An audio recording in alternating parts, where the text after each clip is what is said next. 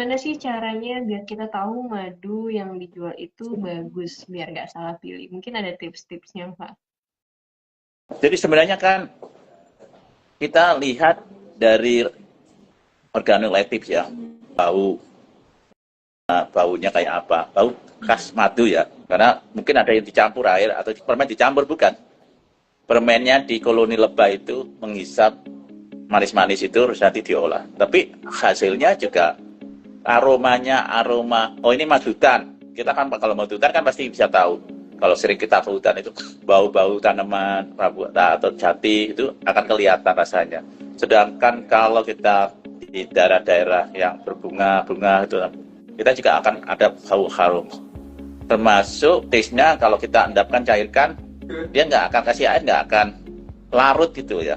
Jadi nggak akan menggumpal gitu. Dia akan senyawa dengan tempat yang lain. Tetapi memang idealnya untuk memastikan kita uji. Nah, kita akan bisa mengetahui enzimnya di atasnya berapa sih. Kalau nggak ada berarti ada satu campuran-campuran yang memang ada unsur kesengajaan.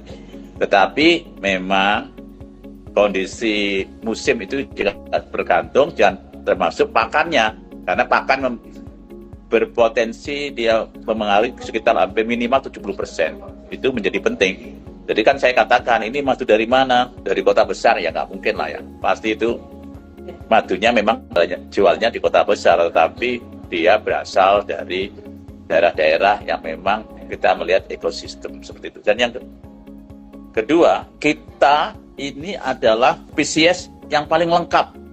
Dari 9 spesies di dunia, kita punya 7 spesies ada di Indonesia. Coba bayangkan. Kenapa?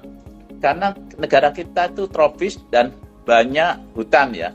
Nah, itu sebagai pusat pakan yang terbesar. Nah, seperti itu, terutama untuk lebah-lebah liar ya. Jadi kan kalau lebah ya, apakah ya kalau lebah liar itu kan secara natural dia menghisap nektarnya, sari-sarinya, getah-getahnya tanaman, terus diolah dalam tubuhnya, terus keluarlah zat madunya itu.